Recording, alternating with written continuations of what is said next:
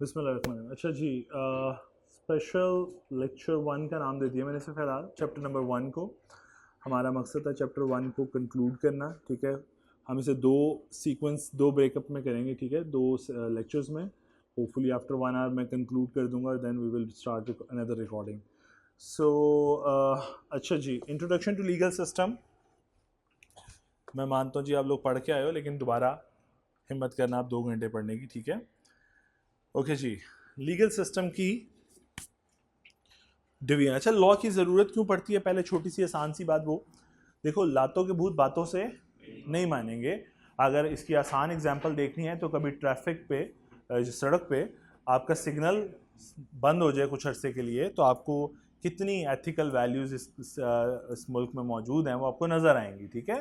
कि भाई हमें पहले गुजरने दो, हमें पहले गुजरने दो, तो वो एक दफ़ा आपको नज़र आएगा कि वो चौक हो गया पूरा बुरी तरह से, वो जो भी सिग्नल है। सो इतने ही हम लोग एथिकल हैं, ठीक है। तो इसलिए उन्हें भी पता है लातों की बहुत बातों से नहीं मानेंगे, तो उन्होंने हमारे लिए लॉ बनाया। लॉ करता क्या है?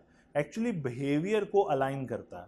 हमारे वैसे बिहेवियर अलाइन, हम एक बेंचमार्क बना देते हैं कि भाई ये बेंचमार्क है, जैसा रेड लाइट है, रुको, अपनी बारी का इंतजार करो, ग्रीन होने का इंतजार करो। तो ये बिहेवियर आपने अलाइन कर दिया कि लोग कस्टम्ड हो गए कि अच्छा भाई इसको फॉलो करना, नहीं किया तो आगे कोई पर्ची लेके खड़ा होगा जो आपको एक लव लेटर देगा 2000 का, 500 का, डिपेंडिंग ऑन कि उसका टारगेट उसके पास क्या है, ठीक है जी। सो लॉ इसलिए बनाया जाता है। अच्छा, अगर आप देखो अब अपनी फॉर्मेशन अपने सब्जेक्ट की, तो आप लोग बिजनेस लॉ पढ़ रहे हो, कैफ 7 में आप कंपनी लॉ पढ़ोगे, कैफ 2 में आप टैक्सेस पढ़ोगे, फिर आप सी फैब में जाते हो तो आप गौर करना आप एडवांस टैक्सेशन पढ़ रहे होगे, एडवांस कॉर्पोरेट लॉ पढ़ोगे। मतलब आपकी स्टेज में थ्रू आउट सी आप लॉ पढ़ रहे हो, बेशक बिजनेस रेलिवेंट पढ़ रहे हो, लेकिन पढ़ रहे हो। इसकी ज़रूरत क्यों पेश आ रही है जी? कभी सोचा क्यों पढ़ाया जा रहा है लॉ? चलो अकाउंटिंग की तो समझ आती है, हम चार्टर्ड अकाउंटेंट है, लॉ क्यों पढ़ाया जा रहा है साथ है? बहुत सारी चीज़ें वैसी फजूल में पढ़ा दी जाती हैं। नहीं, ऐसा नहीं है। इनफैक्ट देखो, आपकी जो पोजीशन है उस पोजीशन के ऊपर आप डिसीजन मेकर होते हो। और अगर कल को एक डिसीजन मेकर ये कहे मैं तुम्हें अकाउंटिंग का तो बता रहा हूँ, ये नहीं पता कि लॉ में क्या लिखा है, तो आप खुद सोचो कि कैसा लगेगा डिसीजन। कि आपका एक डिसीजन ऐसा हो जो कि बेटा वो सामने रखती है, वो हमें कप मुझे देता है, वो सामने रखता है, जज़ाकल्लाह। आप खुद सोचो, एक प्रोफेशनल कहे कि मैं अकाउंटिंग की टर्म्स बता दी हैं, आगे आप जाने लॉ में क्या लिखा है। ऐसा नहीं होता। जैसा फॉर एग्जांपल बहुत सी एडवाइसेस अगर मैंने कभी की हो एमडी को, तो एमडी सिर्फ मुझे बुला के ये कहता था कि ये फ़लाँ ट्रांजैक्शन है। सपोज उसने, मैं एक ट्रांजैक्शन याद आ गई कि भाई ये टर्की के साथ मैं एक ट्रांजैक्शन कर रहा हूँ, मैंने ये पेमेंट करनी है, क्वार्टरली पेमेंट होगी, इतने यूरो की होगी, तू देख ले बाकी, तू देख ले बाकी। मतलब अब आपका हेडेक है कि आपने उस ट्रांजैक्शन की एग्जीक्यूशन इंश्योर करनी है बैंकिंग सेक्टर में, ठीक है। आपने अपनी एससीसीपी की कंप्लायंस इंश्योर करनी है, ठीक है। आपने अपने book of accounts book of accounts ensure करने हैं। मतलब आपका हेडेक है बाकी। मेरी बात सुनो, तो अगर यहाँ पे एक चार्टर्ड अकाउंटेंट के मुझे लॉ का नहीं पता, तो वो काम नहीं करता। फिर इसी तरह मोस्टली हर कंपनी ने अपनी वो रखी होती है, अपना एक टैक्स एडवाइज़र रखा होता है रिटेनर पे, जो या एक लीगल कंसल्टेंट होता है। रडोल्फ का भी था वो। हम, लेकिन हमारा काम क्या होता है? देखो अल्टीमेटली तो आप चाहते हो कि उससे आप बात करना है। जब कंटेंट ही नहीं होगा तो बात कैसे करोगे? जब आपको लॉ का पता ही नहीं था तो बात कैसे करोगे? देखो खुद सोचो ना, अगर अक्सर ऐसा होता है घर में ना, अगर फॉर एग्जांपल वैसे बहुत कॉमन बात कर रहा हूँ क्योंकि भाइयों में तो नहीं होता, दमाद दमाद बैठे हो ना घर के, 2-3 दमाद हो सपोज, और तीनों डिफरेंट फील्ड के हों, एक डॉक्टर हो, एक इंजीनियर हो, तो आप देखना वो आपस में बात नहीं कर पाते, क्योंकि उन्हें पता है कि उनके पास जो बात है वो स्पेशलाइज नेचर की है। फिर वो कॉमन इंटरेस्ट ढूंढते हैं बात करने के लिए। पॉलिटिशियन को गालियाँ निकाल ली, उसको गालियाँ निकाल ली, ठीक है, लेकिन वो अपनी फील्ड्स के रेलिवेंट बात नहीं कर पाते। क्यों? क्योंकि उनको पता है एक बंदे के पास जो कॉन्टेंट है वो बहुत एनरिच है और दूसरे के पास है ही नहीं। इंजीनियर कहता है मेरे पास बहुत है, मैकेनिकल इसको पता ही कुछ नहीं। सो इनफैक्ट वो कॉमन इंटरेस्ट ढूंढते हैं। बिल्कुल इसी तरह जब आप लीगल एडवाइज़र के सामने बैठते हो, अगर आपको पता ही कुछ नहीं होगा तो आप उससे बात क्या करोगे? मेरे से पहले एक सीएफओ थे, लॉयर उन्हें जो कहता था वो फ़ौरन एक्सेप्ट कर लेते थे, क्योंकि उन्हें कहते थे मुझे पता ही नहीं है लॉ का, तो जो ये कहता है मुझे लगता है ठीक है, रीजनेबल एडवाइस आ रही है। मैं उससे डिबेट करता था, हालांकि मैं भी उसकी मान लेता था, क्योंकि उसकी एडवाइस में प्रोफेशनल एक्सपोजर शामिल होता था। मैं भी मान लेता था आखिर में, लेकिन मैं उससे ये ज़रूर पूछता था कि आप ए ऑप्शन क्यों चूज़ कर रहे हो, बी क्यों नहीं चूज़ करते, बी का भी तो राइट अवेलेबल है। तो वो कहता था बी में ये हो जाएगा, वो हो जाएगा, तो मुझे रीज़न देता था। फिर उससे एक दफ़ा जब मेरी पहली मीटिंग हुई, उसके बाद उसने मुझसे पूछा कि तुम भी लॉयर हो, इनके पैनल पे हो। मैंने कहा नहीं जी, मैं लॉयर तो नहीं हूँ, मैं तो सीए का हूँ, मैं तो इनका मैनेजर हूँ। तो उन्होंने कहा तुम्हें इतना लॉ कैसे पता? तो फिर मैंने उसे बताया मेरी डिग्री में, हमारी स्टडी में ये बुक्स हैं। तो ये एक फ़ायदा आपको नसीब होता है बुक्स पढ़ने का। आप जो कंपनी, क्योंकि आपने डील करना है, you are dealing with the company, तो कंपनी के सारे रूल्स तो लिखे हैं कंपनी लॉ में, तो वो तो पढ़ाने ज़रूरी है फिर हमें आपके लिए। बेशक अल्टीमेटली आपकी पावर्स रिस्ट्रिक्ट हो जाती हैं, आप कोर्ट तक नहीं जा सकते, आपके पास लाइसेंस नहीं है वहाँ पे काम करने का, लेकिन आप कुछ ट्रिब्यूनल्स तक तो जा सकते हो ना, ठीक है। सो ये है जी लॉ पढ़ाने का मकसद, ठीक हो गया। फिर लॉ की दो डिस्टिंक्शन है, जैसे हम पहले भी कभी कभी क्लासेस में बात करते रहे, सिविल और क्रिमिनल। और सिविल में भी हम कौन सी पढ़ रहे हैं? Business law. अब हमने ये पढ़ना है इसके आगे कि ये लॉ बनता कैसे है। तो पहले थोड़ा सा जो डिस्कस किया वो देख लेते हैं जल्दी से। Law means a set of rules और system designed, rules or system of rules, rules or system of conduct designed and enforced by the state to control and regulate the conduct of people, लोगों के behaviour को align करने के लिए। Law is not stagnant, भाई रुका हुआ नहीं है, चेंज हो रहा है। देखो बिजनेस लॉ में चेंजेस नजर नहीं आएंगे, लेकिन कंपनी लॉ कॉन्टिन्यूसली चेंज हो रहा है। जब किसी जमाने में मैं आर्टिकल कर रहा था तो एक प्रोविजन थी इन्वेस्टमेंट इन एसोसिएटेड, उसका हम बड़ा फायदा उठाते थे कि एक इन्वेस्टमेंट का एक कंपनी अपनी ग्रुप कंपनी को, एसोसिएट को लोन देती थी और कहती थी, फाइनेंशियल में लिखा जाता था, loan is interest free and repayable at the ease of the company, कि जब तेरा दिल करे वापस कर दें, जब तेरे हालात बेहतर। और वो कभी वापस नहीं आता था, क्यों? क्योंकि एक्चुअली में वहां पे एक फ्रॉड होता था कि आप अपनी ग्रुप कंपनी को लोन देते थे, वहां से पैसा बाहर निकाल लेते थे। यूजुअली वो ग्रुप स्ट्रक्चर ऐसा होता था कि कंपनी जो है लोन दे रही होती थी किसी इंडिविजुअल को, ताकि पैसा निकालना, या किसी रिटेलर को पैसा निकालना आसान हो जाएगा, बहुत आसान हो जाएगा। बात समझ आती है? जैसा मैं कहूँ, आप खुद सोचो ना, मैं अगर किसी रिटेल, मेरे रिटेल आउटलेट्स हैं, मेरे बिजनेस के अंडर रिटेल आउटलेट्स आते हैं, मैं अगर अपने रिटेल आउटलेट्स को अगर सपोज देना शुरू कर दूँ, या अपने डिस्ट्रीब्यूटर को, जो मेरे डिस्ट्रीब्यूशन हैं कंपनीज, उनको लोन देना शुरू करें, इंडिविजुअल्स को लोन देना शुरू कर दूँ, अब पैसा कलेक्ट होना है, वहाँ से निकाल लूँगा, वहाँ से कैश साइकिल है ना उधर स्ट्रॉन्ग। तो इस तरीके से कंपनीज करती होती थी कि अपना ही फंड दूसरे तरीके से बाहर निकाले। फिर इनको लॉ को होश आई, ओ ये क्या हो रहा है, फिर उसने रेगुलेशन बनाया, इन्वेस्टमेंट एसोसिएटेड कंपनी रेगुलेशन, और इस चीज़ को रिस्ट्रिक्ट किया कि खबरदार मुफ्त का माल नहीं है बांटते फिरो, लोन ऐसे फ्री ऑफ कॉस्ट नहीं जाएगा। बात समझ आ रही है? तो लॉ स्टेगनेंट नहीं है, चोर जूं जूं अपग्रेड होगा हमें भी करना पड़ेगा, लॉ भी अपग्रेड करना पड़ेगा। उतनी देर लॉ का फायदा उठाया जाता है, उतनी देर उठाया जाता है। As a circumstance and condition in a society change, law और also change as per the requirement of the society. ये भी क्लियर हो गया।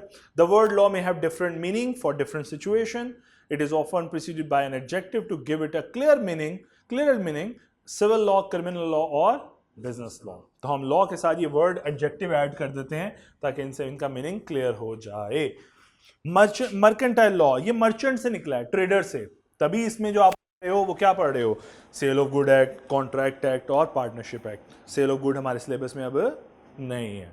सो business law is the part of civil law which deals with the rights and obligation of the person dealing with each other. It includes law relating to contract, partnership, sale of good, negotiable. हमने बाकी पढ़े हैं, ये नहीं पढ़ा, ये हमारे syllabus में अब नहीं है। Why chartered accountant study law, जल्दी से पढ़ लो एक दफा खुद ही, क्यों पढ़ने की जरूरत है लॉ चार्टर्ड अकाउंटेंट को?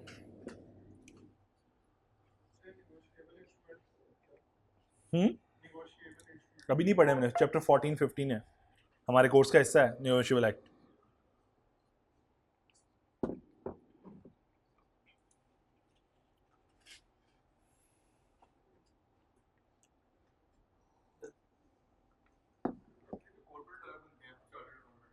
कॉर्पोरेट लॉ चार्टर्ड अकाउंटेंट, ये कौन से है? अच्छा, कौन चार्टर्ड जो लॉज पढ़े? हाँ, वो अदर लॉज में शेयर होते हैं, वो सारे लॉज में शेयर होते हैं थोड़े थोड़े, वो तो सब चीज़ें प्रैक्टिस कर सकते हैं ना, तो वो हर लॉ में शेयर होते हैं, टैक्स भी देख लेते हैं, कॉर्पोरेट भी देख लेते हैं, सब में। लेकिन यूजुअली वो अदर लॉज पढ़ रहे होते हैं, अदर लॉज। केस जो भी आएगा उन्होंने डिस्कस कर लेना। आजकल आपके क्या जो जितने भी लॉयर हैं टैक्स रिटर्न फाइल नहीं करते, करते हैं, उनके क्लाइंट्स हैं, बिल्कुल हैं। तो कुछ भी कर लेते हैं। लॉ उनका उनका तो घर की खेती है ना, हमारा लिमिटेड है, हम बिजनेस वाला पढ़ते हैं सिर्फ, अदर सिविल्स नहीं पढ़ते हम, हमें उनमें कोई कमांड नहीं होती, इंडस्ट्रियल लॉज में कोई कमांड नहीं होती, हम उतना पढ़ते हैं जितना हमें ज़रूरत होती है, इंडस्ट्री को ज़रूरत होती है, ठीक है। उसके अलावा बेतहाशा लॉज हैं बेटे, लाइन लगी पड़ी है।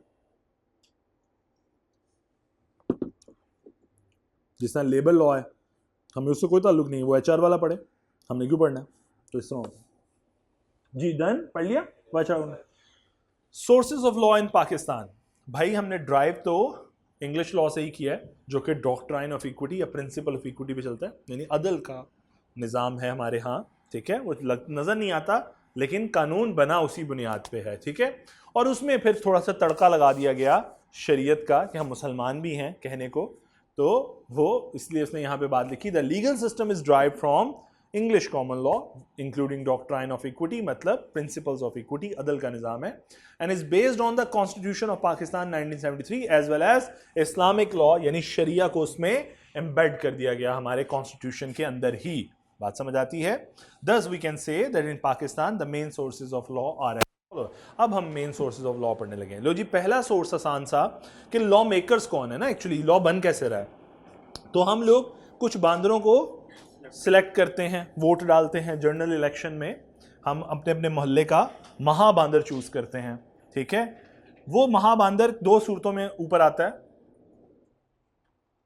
या एमएनए या एमपीए के तौर पे, यही दो सीट्स आपको नजर आती हैं। सो हम लोग इनको चूज करते हैं, हमारा काम यहीं तक है, बीइंग अ वोटर हमारा काम यहीं तक है पब्लिक का। अब ये लोग जाके बैठ जाते हैं पार्लियामेंट के अंदर, नेशनल असेंबली के अंदर, प्रोविंशियल असेंबली के अंदर। अब इन्होंने अपने में से महाबांदर चूज करना है। अब ये आपस में वोटिंग करते हैं, आपका उसमें कोई रोल नहीं है। अब ये लोग वोटिंग करेंगे और अपने में से एक पर्सन को नॉमिनेट कर लेते हैं as a prime minister, as a president, speaker, deputy speaker, वो सारी चीजें ये अपने में से नॉमिनेट कर लेते हैं, प्रेसिडेंट ब्ला ब्ला ब्ला। अभी सबकी कॉन्स्टिट्यूशन सबकी पढ़ेंगे फॉर्मेशन, लेकिन समझाना क्या चाह रहा हूं, अब हमारा काम खत्म हो गया, हमारा काम इनको इलेक्ट करने तक है, आगे इनके पास पावर्स हैं सारी। बात समझ आती है। ये लोग आगे फिर प्राइम मिनिस्टर और सब। अब जाहिर बात है, जिसकी पार्लियामेंट में सीट्स ज्यादा होंगी, या चलो नेशनल असेंबली आसान लफ्जों में कह लेता हूँ, क्योंकि पार्लियामेंट का वर्ड किस तरह कंपोज होता है वो भी बताता हूँ। अगर नेशनल असेंबली में जिसकी सीट्स ज्यादा होंगी, फॉर एग्जांपल नेशनल असेंबली में अज्यूम कर रहा हूँ आसान लफ्जों के लिए 100 बंदे बैठे हैं जी, 100 बंदों में से अगर मैं कहूँ 70 बंदे जो हैं वो पीटीआई की टीम के हैं, जिस तरह आजकल बनी हुई है एक ग्रुपिंग हो जाती है, या तीन बड़ी पॉलिटिकल पार्टी सामने आ जाती है, बाकी तो सारे बेचारे जमजुम हो जाते हैं इधर उधर जो आज़ाद उम्मीदवार होते हैं। सो ये तीन बड़ी पार्टीज हैं। अगर मैं कहूँ सपोज पीटीआई की 70 सीट्स पीटीआई की हैं आउट ऑफ 100। अब एक बंदा जब नॉमिनेट होगा कि भाई ये 2 बंदे हैं प्राइम मिनिस्टर की सीट के लिए, तो उनमें से कौन जीतेगा? जिसको मेजोरिटी की टीम, जो मेजोरिटी पार्टी कहेगी उसको जीतेगा। सो इसका मतलब ये हुआ कि जिसकी सीट्स ज्यादा, ऊपर वाला बंदा भी उसी का आना है। यही रूल चल रहा है ना, तो बंदा भी उसी का आएगा। हालांकि ओपोजिशन से भी एक बंदा नॉमिनेट होता है प्राइम मिनिस्टर के लिए, ऐसा नहीं होता कि वन मैन शो आ रहा है, नॉमिनेट वहां से भी होता है, लेकिन वोट कम डलते हैं ना। बाकी 30 में से उसे 30 भी डल जाएं तो 30 ही है ना, लोटे ना हो सपोज अज्यूम करें, तो 30 के 30 भी डल जाएं तो तब भी हार गया ना। बात समझाने की समझ आ रही है बात की, क्या समझाना चाह रहा हूं? सो एक सोर्स ऑफ लॉ तो ये पार्लियामेंट है, जिसकी कंपोजिशन हमारे सिलेबस में भी है कि लॉ बनता कैसे है, ठीक है। अब पार्लियामेंट किस तरह कंपोजिशन बनती है, जरा प्लीज एक मिनट इधर आता हूं। पार्लियामेंट इन 2 हाउसेस और प्रेसिडेंट की कंपोजिशन को कहते हैं पार्लियामेंट, मजलिसे शौरा, ठीक है। वर्ड सुना है कभी खबरों में, बड़े अजीबोगरीब नाम लेते हैं, आपको लग समझ आती है, आधी बातें समझ नहीं आती।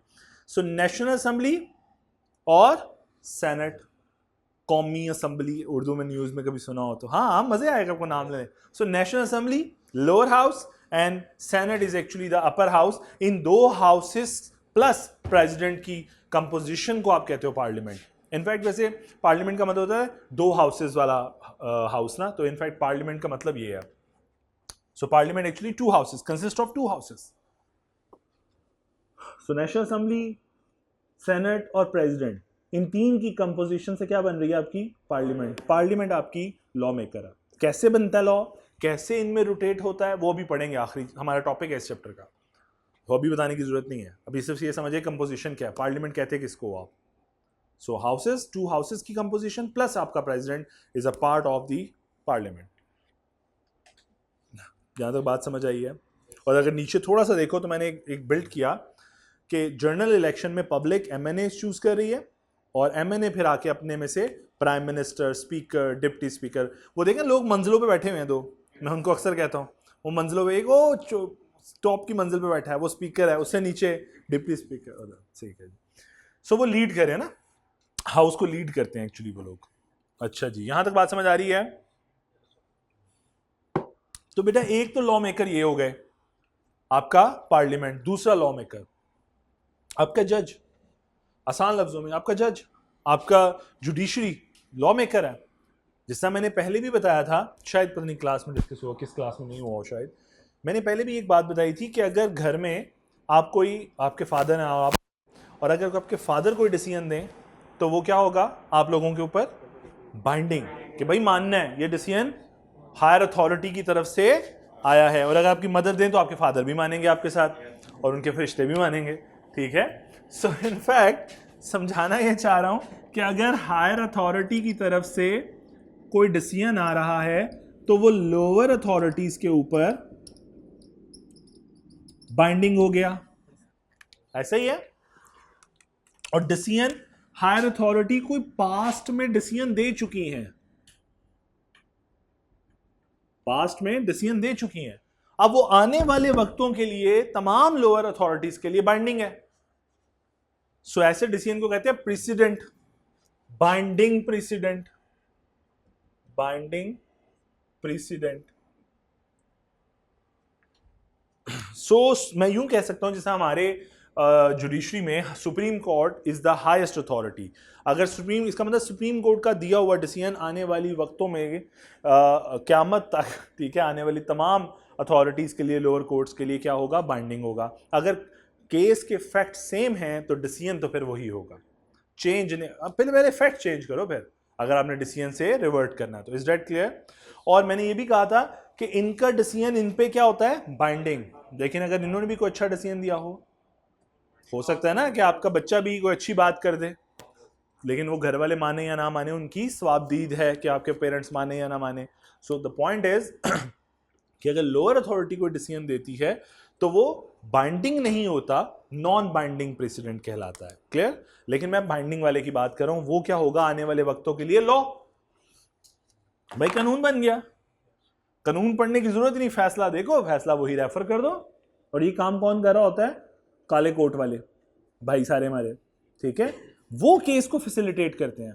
जिस पर लॉयर आपको कहता है ना सर ये तो हम केस जीत जाएंगे, अच्छा लॉयर हो ना, आपको बड़ा कुछ सीखने को मिलता है उससे, मैं मजाक नहीं कर रहा। मैंने कुछ एक दो के साथ प्रेस्टिजियस लॉयर के साथ ना काम किया है और मुझे उनसे बहुत कुछ सीखने को मिला।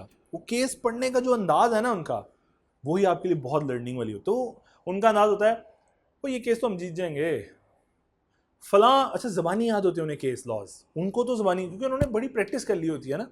फला case referred in this case, blah blah blah, 2 parties ये थी, ये सन था, ये वाला केस हम रेफर करेंगे, वो डिसीजन और हमारे फैक्ट्स जो हैं वो उस केस के फैक्ट्स और हमारे केस के फैक्ट्स मिलते हैं, ये केस तो हम बड़े आराम से जीत जाएंगे। ऐसे लॉयर आपको बताता है और फिर पैसे चार्ज करता है, ठीक है।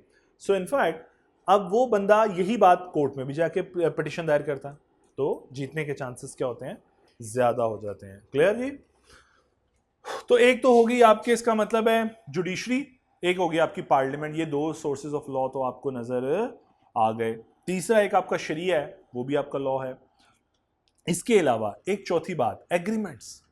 4 सोर्सेज हैं टोटल। एग्रीमेंट, भाई आप पार्टनरशिप को देखो तो पार्टनरशिप क्या है, 2 दोस्त मिलके बैठते हैं और 2 जी बिजनेस स्टार्ट करते हैं और पार्टनरशिप बन जाती है और डीड साइन कर लेते हैं, ऐसा ही होता है। अब उस डीड के अंदर सब कुछ लिखा जाता है, हम में से कौन कितना कैपिटल लेकर आएगा, ट्रेडिंग में कौन क्या करेगा, किसकी राइट्स क्या होंगे, ड्यूटीज़ क्या होंगी, हम एग्जिट क्लॉज क्या होंगी, सब कुछ तय कर लेते हो। और कल को जब आप 2 पार्टनर्स के दरमियान नाराज़गी होती है, डिस्प्यूट होता है, तो आपकी वही डीड लॉ अपने सामने रखेगा, जज अपने सामने रखेगा और कहेगा जो लिखा है करते क्यों नहीं, यानी फैसला आपकी डीड की रोशनी में हो रहा है। तो फिर तो कानून, आपके जो लिखे हुए डीड है वही लॉ है। बात समझ पा रहे हो? वही लॉ बन गया जो आपने आपस में तय किया, कानून तो वही बन गया। सो डीड भी इनफैक्ट आपका लॉ है, इसका मतलब वो एग्रीमेंट लॉ है। इसका मतलब कुछ ऐसे सिनेरियोज हैं जहां पे दो पार्टीज आपस में जो तय कर लेंगी वही कानून है और उन पे वही एप्लीकेबल है। जैसा सबसे बड़ी एग्जांपल पार्टनरशिप की है, जो पार्टनर्स तय कर लेंगे वही कानून है। बात समझ आती है? सो बल्कि यहां तक बताता हूं कि पार्टनरशिप एक्ट अभी इंशाल्लाह पढ़ेंगे, उसमें आप पढ़ोगे कि भाई जर्नल प्रोविजन अगर कुछ लिखी हुई है ना और कुछ हमने तय कर लिया, सो लॉ कहता है जो मियाँ बीवी राजी तो क्या करेगा काजी, जर्नल प्रोविजन अप्लाई नहीं होगी, फिर जो आपने तय किया वो अप्लाई होगा। जैसा आसान लफ्जों में जर्नल प्रोविजन कहती है कि भाई सारे पार्टनर का प्रॉफिट शेयर इक्वल होगा, तो मैं कहता हूं नहीं भाई 30 मेरा 10-10 आपके, 100 पूरा कर लेते हैं, तो मैं अगेंस्ट चला गया ना। लेकिन लॉ कहता है ठीक है जैसा आपने तय कर लिया, जब मियाँ बीवी राजी हैं तो मुझे कोई इतराज। सो इसे कहते हैं special provision will prevail over the general provision. So ये भी तो कानून बन गया, फिर आपका एग्रीमेंट ही कानून बन गया। आप कॉन्स्टिट्यूशन के अगेंस्ट नहीं जा सकते, लेकिन उसके अंदर जितनी पावर मिली है वो तो इस्तेमाल कर सकते हो ना, तो कानून तो वही हुआ, फिर फैसला तो उसी डीड की रोशनी में हो रहा है जब आपका डिस्प्यूट हुआ है। बात समझ आई? हाँ, कॉन्स्टिट्यूशन के अगेंस्ट नहीं जा सकते, बच्चे ने बात बिल्कुल ठीक की कि कोई ऐसी बात एग्रीमेंट में कमिट कर रहे हो जो कि कॉन्स्टिट्यूशन के अगेंस्ट है, वो नहीं होगी, वो नहीं, वहां पे आपका एग्रीमेंट जो है टू दैट एक्सटेंट अवॉइड होगा, टू दैट एक्सटेंट मतलब सिर्फ उस हद तक, बाकी सही है। बात समझ आइए जी? चलो जरा सोर्सेज ऑफ लॉ देख लेते हैं जल्दी से। फिर पहला लेजिस्लेशन, यानी it includes the act of parliament, the ordinance promulgated by the president of Pakistan. अच्छा एक छोटी सी बात यहां पे और, अगर तो आपके हाउसेस और आपका प्रेसिडेंट मिलके पार्लियामेंट कहला रहा है, राइट, अगर आपके हाउसेस लॉ बनाते हैं तो उन्हें आप नाम देते हो एक्ट का, उन्हें आप नाम देते हो एक्ट का। और अगर आपका प्रेसिडेंट को बहुत जोर का लॉ आया हो और हाउसेस उस वक्त अवेलेबल ना हो तो प्रेसिडेंट भी लॉ बना सकता है, लेकिन उसे आप नाम देते हो ऑर्डिनेंस का। Is that clear? So ordinance जब भी आपने, जैसा इससे पहले अगर मैं आसान लफ्जों में कहूँ, आप अभी तक मेरे से एक्ट पढ़ के आए हो, कॉन्ट्रैक्ट एक्ट, फिर इसी तरह आपने आर्बिट्रेशन एक्ट, ये एक्ट पढ़े ना, ये एक्ट है, इसका मतलब इन्हें हाउसेस ने ओरिजिनेट किया और इसको फाइनल किया। जबकि इससे पहले जो अभी तो चल रहा है कंपनीज एक्ट 2017, जो आप कैफ 7 में पढ़ोगे, इससे पीछे चले जाओ 2017 से तो चलता था कंपनीज ऑर्डिनेंस 1984। और अभी भी अगर आपका इनकम टैक्स क्या है, एक्ट है कि ऑर्डिनेंस है? ऑर्डिनेंस है, इनकम टैक्स ऑर्डिनेंस। इसका मतलब प्रेसिडेंट ने उसको इंप्लीमेंट किया हुआ, इनिशिएट उसने किया हुआ। उस वक्त वैसे प्रेसिडेंट पावर ज़्यादा थी, उसके बाद चेंज हो गई थी एक्चुअली, इसलिए आपको ऑर्डिनेंस नज़र आ रहे हैं। उस वक्त पावर सारी प्रेसिडेंट की, उसके बाद तो हमने पपेट बना दिया ना प्रेसिडेंट को। अब सारी पावर्स किसके पास हैं? इसलिए तो सारे कुत्ते कुत्ते हो रहे होते हैं प्राइम मिनिस्टर बनने पे। प्रेसिडेंट तो अभी भी बेचारा बैठा आराम से, हमारा ही है ना, हमारे से मुराद पीटीआई का ही है ना, तो बैठा हुआ है ना, अभी भी नहीं हिलाया किसी ने, पावर ही नहीं है उसके पास, उसको हिला के क्या कर लेना। असल पावर शो तो सारा प्राइम मिनिस्टर के पास है, हमने कॉन्स्टिट्यूशन में चेंजेस कर दी हुई हैं। तो इसलिए बोल रहा हूँ कि एक्ट बनेगा तो इसलिए उसने लिखा, देखो, एक्ट ऑफ पार्लियामेंट और ordinance promulgated by the president of Pakistan. Clear हो गया जी? अच्छा, इसके अलावा delegated local legislation, delegated legislations भी होती हैं, ये इस चैप्टर का लास्ट टॉपिक होगा, डेलीगेटेड लेजिस्लेशन। उसमें होता क्या है, आप अपनी पार्लियामेंट, ये जो लॉ मेकिंग पावर है, ये डेलीगेट कर देते हो। जैसे हमने लोकल अथॉरिटीज़ का शायद क़याम देखा हो कि लोकल अथॉरिटीज़ बन जाती हैं और वो अपने लोकल लॉज खुद बना रही होती हैं। फिर लोकल बॉडीज़, जैसे आप लोग इससे देखते हो मोहल्ले में काउंसलर के इलेक्शंस और नायब काउंसलर के इलेक्शंस हो रहे होते हैं, वो इनफैक्ट लोकल अथॉरिटीज़ बना देते हो आप, ताकि अपने कहते हो भाई अपने मसले खुद सॉल्व करो, हमसे फंड्स ले लेना। सो वो लोकल बॉडीज़ या डेलीगेटेड लेजिस्लेशंस कहलाती हैं। आप अपनी पावर डेलीगेट कर देते हो लॉ बनाने की। क्लियर? पढ़ेंगे इंशाल्लाह। आगे चलते हैं। Precedent, precedent are the judgment और decision of the superior court which are binding on the clear custom. जैसा मैंने कहा शरिया law, certain custom practices, beliefs, आपके अकीदे are so vital of a social and economic system that they are treated as they are treated as if they were law। तो ऐसे treat किया जैसे वो लॉ है, जैसे हमारे शरिया लॉ। और last is agreement, parties in their agreement stipulate terms for themselves which constitute law for the contracting party. तो जो पार्टी जो कॉन्ट्रैक्ट करेगी तो वो जो कुछ टर्म्स में लिखती हैं इनफैक्ट वही लॉ बन जाता है। आसान एग्जाम्पल में पार्टनरशिप, मैंने आपको एग्जाम्पल दी इसकी। जी समझ आई बात की? चलें आगे। लो जी, सिविल लॉ में आते हैं और क्रिमिनल लॉ का डिफरेंस। अच्छा, पेपर में कई दफ़ा इस चैप्टर में से जो भी सवाल आना है स्ट्रेट फॉरवर्ड आना है, कोई उसमें चूंचा नहीं होगी, सीधे सीधा पूछेगा। अभी जो आप बात पढ़ के आए सोर्सेज ऑफ लॉ, ये भी पेपर में पूछा गया है कि जनाब ज़रा एक्सप्लेन कर दें सोर्सेज ऑफ लॉ को। फिर ये भी बड़ी दफ़ा आया है कि प्लीज़ डिफरेंस एक्सप्लेन कर दें बिटवीन सिविल एंड क्रिमिनल। यानी हर टॉपिक जो इस चैप्टर में है वो टेस्ट मल्टीपल टाइम टेस्ट हो चुका है। हर दफ़ा एग्जामिनर कोई नया टॉपिक चूज करके उसमें से टेस्टिंग कर लेता है। इस चैप्टर में कोई रॉकेट साइंस या टेक्निकल बात वो नहीं पूछ सकता, स्ट्रेट फॉरवर्ड क्वेश्चनिंग करेगा। 5 से 7 नंबर का सवाल है जो इस पेपर में से आएगा, इस चैप्टर में से आएगा। लो जी, सिविल लॉ और क्रिमिनल लॉ।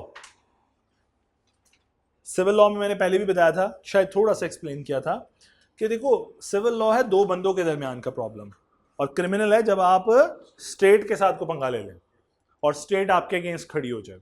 ठीक है, अब सिविल लॉ में ऑब्वियसली आपका केस जब भी सिविल लॉ का रेफर होगा, इसका मतलब कोई ऑफेंस कमिट हुआ है जो सिविल ऑफेंस है, यानी एक पर्सन ने दूसरे पर्सन के राइट्स को डैमेज कर दिया है, तो उसने क्या कमिट किया, सिविल ऑफेंस। और सिविल ऑफेंस कमिट किया तो कौन सा लॉ एप्लीकेबल होगा, सिविल लॉ।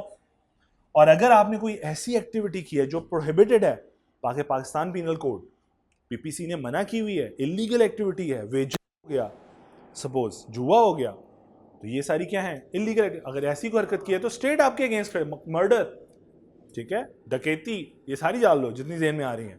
सो ये सब क्या है, क्रिमिनल ऑफेंस हैं और इनके लिए क्रिमिनल लॉ अवेलेबल है हमारे पास। ठीक हो गया। फिर एक चीज और, अगर फॉर एग्जाम्पल मैंने शायद पहले भी थोड़ा सा जिक्र किया हो, मिस्टर ए ने मिस्टर बी के साथ कोई नाइंसाफी की है किसी कॉन्ट्रैक्ट के अंदर और बी का कोई राइट डैमेज किया है, तो हम इसे क्या कहते होते थे, डिफॉल्टर, और इसे क्या कहते थे, एग्रीव पार्टी, ऐसे वर्ड यूज करते थे। एग्रीव पार्टी क्या करती थी, कोर्ट में जाके पिटिशन फाइल करती थी, तो हम लिखने का अंदाज होता था जो पिटिशनर है उसका नाम पहले आता था, बी वर्सेस ए, इसको आप कहते थे प्लेंटिफ या पिटिशनर। ठीक है, और ये बंदा कौन होता था फिर, डिफेंडेंट, जो अपने आप को डिफेंड करता था जो आपने उस पर इल्जाम लगाया होता था। फिर अब तो हमने इतनी बातें कर ली कि मैंने ये भी बड़ी दफा बता दिया आपको कि बेटा जो पिटिशनर होता है, अगर कोई और बात ना लिखी हो, क्लियरली स्पेशल प्रोविजन ना एग्जिस्ट करती हो, तो साबित कौन करता है, पिटिशनर ही साबित करता है केस को। जो इल्जाम लगाएगा, जो केस फाइल करेगा, वही साबित करेगा इल्जाम को। फिर ही ये इल्जाम साबित होगा तो याद रखना हम अपना सफर मुल्जिम से मुजरिम तक का पूरा करेंगे, वरना हम पे इल्जाम है, मुजरिम नहीं है। ठीक है जी, इल्जाम तो हमने अपने प्राइम मिनिस्टर पे भी लगाया हुआ है इस वक्त के करंट प्राइम मिनिस्टर पे, लेकिन वो मुजरिम नहीं साबित हुए, नैब खत्म करा दी हमने इस मकसद के लिए। बस इतना ही बोल सकता हूँ, यूट्यूब पे जाना है चैनल, ये ना होगा वो। हाँ,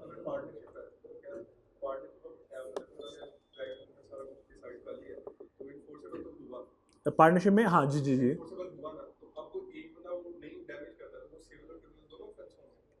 सॉरी दोबारा क्वेश्चन बोलो प्लीज, क्लियर करो। बिल्कुल ठीक है, बिल्कुल ठीक है।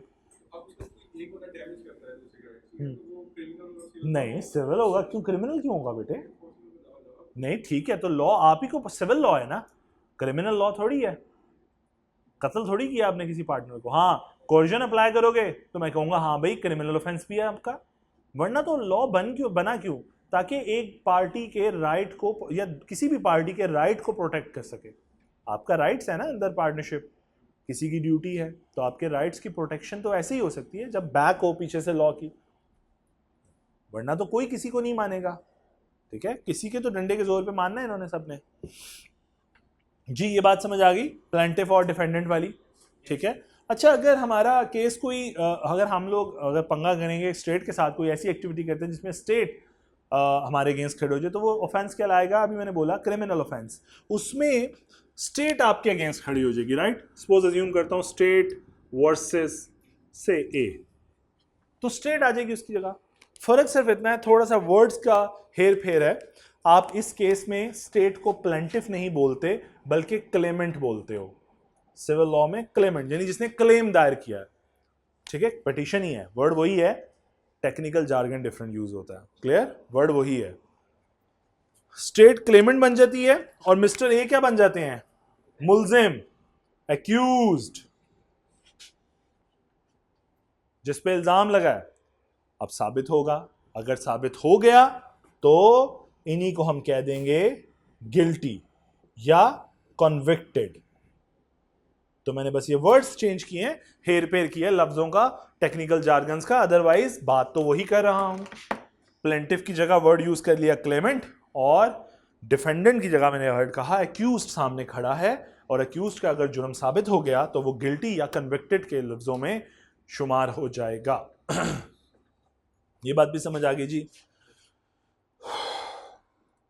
अच्छा चलें आप पढ़ लें जरा फिर इसको, अगर ये बातें समझ आ गई हैं तो। अब मजीद जो बातें थोड़ी थोड़ी आएंगी वो हम डिस्कस कर लेंगे। Civil law set out the rights and duties of a person as between themselves. The person whose rights have been affected can claim a remedy from the wrongdoer. जिसके साथ पैड़ी हुई है वो केस फाइल कर सकता है wrongdoer के खिलाफ या डिफॉल्टर के खिलाफ। A violation of a civil law is a tort. हम इसे सिविल ऑफेंस भी कहते हैं, रॉन्ग डूइंग भी कहते हैं, और टेक्निकल जार्गन में से टॉर्ट भी बोला जाता है, but it's not a crime. आगे चलिए। A civil case might therefore be identified as Tanveer वर्सी खत्री। अब तनवीर कौन होगा यहाँ पे, petitioner. So where a case is brought to the civil court by Tanveer, the plaintiff, who is making a claim against Khatri, the defendant. Clear? इधर आ जाए वापस, आसान बातें हो रही हैं। Criminal law is concerned with the conduct that is considered so undesirable that the state punishes person who disobey. State ने law बना दिए बिहेवियर को अलाइन करने के लिए, अब कोई बंदे का बच्चा ना बना तो स्टेट पनिश करेगी। लीगल एक्शन में be brought by the state against the accused. Clear, मुल्जिम के खिलाफ एक्शन लेगी। और जरा देखिए केस लिखने का अंदाज उसी तरह, स्टेट वर्सेस, अब स्टेट को कह रहा है कि where a case is brought to the criminal court by the state against खत्री द, और स्टेट को क्या बोलते हैं, क्लेमेंट, के क्लेम फाइल किया है इन्होंने। क्लियर जी, आगे चलो। पर्पस देखो, सिविल ऑफेंस जब कमिट होता है और सिविल लॉ जब एक्टिव होता है, उसका पर्पस ये होता है कि जिसका नुकसान हुआ है उसकी तलाफी हो सके। यही था ना, दूसरे का जनाजा निकालना मकसद। जबकि क्रिमिनल ऑफेंस अगर कमिट हो तो लॉ का होता है कि इसको इतनी जूतियां लगाओ कि ये अगली बार इंसान का बच्चा बन जाए। तो दोनों में फर्क यही है जी। The purpose is to provide a mean whereby an injured party can obtain, जबकि यहां पे the purpose is to regulate the society by threat of punishment। भाई बंदा ना बना तो सजा मिलेगी। क्लियर। और एक और डिफरेंस कि यहां पे फाइन भी होगा और उसका कोई एक्चुअल एस्टिमेट नहीं होगा, स्टेट चाहेगी फाइन भी करेगी। मुजरिम, अच्छा अब कई लॉज हमने पढ़े, क्रिमिनल लॉज जो आखिर में चैप्टर 16, 17, 18 में पढ़े, उसमें लिखा हुआ था फाइन भी होगा और अगर आप खुशकिस्मत हुए तो इम्प्रिजमेंट भी होगी। तो क्रिमिनल लॉ में ऐसा कुछ नहीं है कि कंपनसेशन, ना ना ना, पनिशमेंट, हार्म कॉस्ट। भाई देखो, सिविल के ऑफेंस में दूसरे का नुकसान होना चाहिए, तभी तो आप कहोगे मजलूम बेचारा जिसके साथ पैड़ी हुई है। जबकि क्रिमिनल लॉ में ये जरूरी, या क्रिमिनल ऑफेंस में ये जरूरी नहीं कि अगले का नुकसान होगा तो आप कहोगे अच्छा भाई अब नुकसान हुआ है तो पेनल्टी पड़नी चाहिए। जैसा फॉर एग्जांपल मैं ड्रग सप्लाई करता हूं, ठीक है, बेहतरीन कारोबार चल रहा है, किसी की जान नहीं जा रही, बल्कि सुकून दे रहा हूं लोगों को, टेंशन एंग्जाइटी से बाहर निकाल रहा हूं, भला कर रहा हूं, बेचारे इतने मुश्किल में रहते थे तो मैं उनको फैसिलिटेट कर रहा हूं। देखो किसी को शायद अभी इतना नुकसान नहीं हो रहा, लेकिन लॉ कहता है भाई ऑब्जेक्ट ही अनलॉफुल है तुम्हारा। तो जरा देखो, the Clement sues the defendant, यहां पे प्लेंटिफ लिखना चाहिए, plaintiff sues the defendant for the harm cost. इसको तब सजा होगी या कंपनसेशन देगा जब इसका नुकसान होगा। दूसरी बात देखो जरा, the state government prosecutes the accused whether or not the harm was caused. भाई प्रोसिक्यूशन स्टार्ट हो जानी तेरे खिलाफ, केस स्टार्ट हो जाना है, इन्वेस्टिगेशन और सब कुछ स्टार्ट हो जाना है, बेशक अभी किसी का नुकसान हुआ है या नहीं, ये मैटर नहीं करता कि बंदा मरेगा तो ड्रग वाले को फांसी लगेगी वरना बेचते रहो, ऐसा नहीं है। बर्डन ऑफ प्रूफ, ये भी बात पढ़ चुके हैं. If the claimant can prove the wrong. अच्छा एक चीज और, सिविल केस के अंदर बर्डन ऑफ प्रूफ जो है ना कि जिसने साबित करना है वो प्रोबेबिलिटी की बेस पे साबित करेगा. उसने अगर 60, 70, 80% साबित कर दिया, एनफ, केस उसकी फेवर में डिसाइड हो जाएगा. इवन मैं कहता हूँ 60% भी. लेकिन अज्यूम करो मैंने कत्ल किया है या मेरे पे इल्ज़ाम है कत्ल का और स्टेट ने साबित करना है, तो 60-70% सर ये वहां पे खड़ा था जहां पे कत्ल हुआ, ये नीचे ही खड़ा था और ये भागने की कोशिश कर रहा था. क्या ये बात इनफ है कि एक एक्यूज्ड को आपका गिल्टी करार दे दो? नहीं. इसका मतलब वहां पे आपको बियॉन्ड ऑल रीजनेबल डाउट जाना होता है. यही वजह है कि पाकिस्तान में केस डिसाइड नहीं होते, या कहीं भी वैसे सिविल केस, क्रिमिनल केस को डिसाइड करना मुश्किल हो जाता है. क्यों? क्योंकि आपने बैलेंस ऑफ प्रोबेबिलिटी पे डिसाइड नहीं करना होता. आपने फैक्चुअल सर्कमस्टांसेस को इस एंगल से देखना है कि बियॉन्ड ऑल रीजनेबल डाउट्स, कोई शक व शुबात की गुंजाइश ना रहे कि जिसको फाय लगाने लगे हैं वो मुजरिम ना हो. शक नहीं होना चाहिए, कोई 100% श्योर हो जाए कि यही वो बंदा था, तो फिर बेशक. ठीक है, चलो आगे चलता हूं. If the claimant can prove the wrong on the balance of probabilities, his litigation is successful and the defendant is held liable. अगले, लेकिन उस केस में क्या होगा क्रिमिनल में? If the state can prove the offence beyond all reasonable doubt, कोई शक व शुबात की गुंजाइश ना रहे, the prosecution is successful and the accused is found guilty and convict, तो उस केस में हम इस मुल्जिम को मुजरिम कहेंगे. यही वजह है कि अगर आप वकीलों को देखो ना किसी भी क्रिमिनल केस में, तो वो लोग यूजुअली एविडेंस के साथ छेड़खानी कर लेते हैं, ताकि एविडेंस जितने मैनिपुलेट होंगे उतना किसी भी चीज़ को साबित करना मुश्किल हो जाएगा. ये फ़र्क है बस. यहाँ पे आके प्ले कर जाते हैं वो लोग उनके साथ, जजेस के साथ. ठीक है, चलूँ आगे. Remedy. Civil court may order the defendant to pay damages or it might order some other remedies such as specific performance or injury. ये बात मैंने समझाई हुई है ऑलरेडी कि suit for performance, suit for injunction क्या होता है. जबकि criminal court के अंदर may sentence the defendant to a fine, fine होगा, or it might impose imprisonment or death penalty. तो यहाँ पे आपकी खुशकिस्मत है तो फाइन भी मिलेगा, imprisonment भी मिलेगी, हो सकता है आपको फाइन भी लगा दें. ठीक है, डिपेंड ऑन द आपने जुर्म कितना बड़ा किया है. चलिए जी, एग्जांपल्स गिवन है सिविल लॉ की और क्रिमिनल लॉ की, जरा ये पढ़िए. अच्छा ये पेपर में उसने पूछी है, पहले ही बता दूं ताकि जरा एहतियात से पढ़िएगा. उसने कहा मुझे जरा 2 एग्जांपल तो बताना है सिविल लॉ की, तो इसलिए बड़े एहतियात से इनमें से 2-3 याद कर लीजिएगा. मैंने बोला इस चैप्टर में से कुछ भी ऐसा नहीं है जो आप छोड़ें. पढ़िए जी एग्जाम्पल 1 और एग्जाम्पल 2, क्रिमिनल और सिविल लॉ की कुछ एग्जाम्पल्स गिवन है.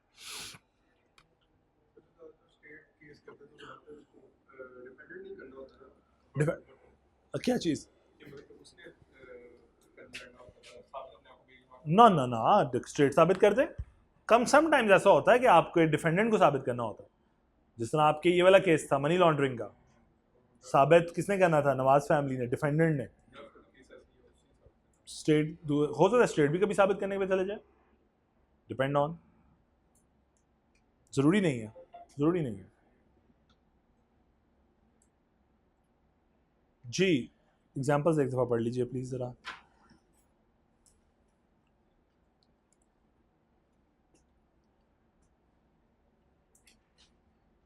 क्लियर सबको? अच्छा, एप्लीकेशन ऑन बिजनेस. देखो बेटे एक बात बताओ, अब तो वैसे कॉइजन भी पढ़ चुके हो, अब तो आपको आइडिया हो चुका है कि एक ऐसा एक्ट हो सकता है जो सिविल ऑफेंस भी हो और क्रिमिनल ऑफेंस भी हो. तो बिल्कुल इसी हवाले से वो कहता है many of the legal aspect of the business are aspects of civil law but the criminal law में ऑल्सो अप्लाई. कोई ऐसी हरकत कर सकता है बिजनेस भी कि उस पर सिविल लॉ भी अप्लाई होता होगा और क्रिमिनल भी. कैसे? For example fraud and money laundering. ठीक है, आर क्रिमिनल एक्टिविटीज दैट में अकर इन बिजनेस. आपने किसी के साथ फ्रॉड कमिट कर लिया बिजनेस एक्टिविटी में, अब फ्रॉड की वजह से सिविल ऑफेंस भी बन जाना है और क्रिमिनल ऑफेंस के तौर पे जूतियां भी पड़नी है. सो ड्यूअल इंपैक्ट आ गया. It is also important to remember that the same action may be in breach of the criminal law and also are taught in the civil law. In such a situation, the action may give rise to the criminal prosecution by the state and civil action by the private person claiming a remedy such as damage. तो दोनों cases, 2 offences बनेंगे, 2 cases बनेंगे, एक civil एक criminal. ये बात मैंने पहले भी एक दफ़ा बताई थी कि ये या तो 2 सेपरेट केस फाइल करके 2 डिफरेंट कोर्ट्स में जलील लो या फिर एक ही कोर्ट में दोनों केस सुनवाई करवा लो। ठीक है जी, एग्जाम्पल 3 पढ़िए जल्दी से बेटे please.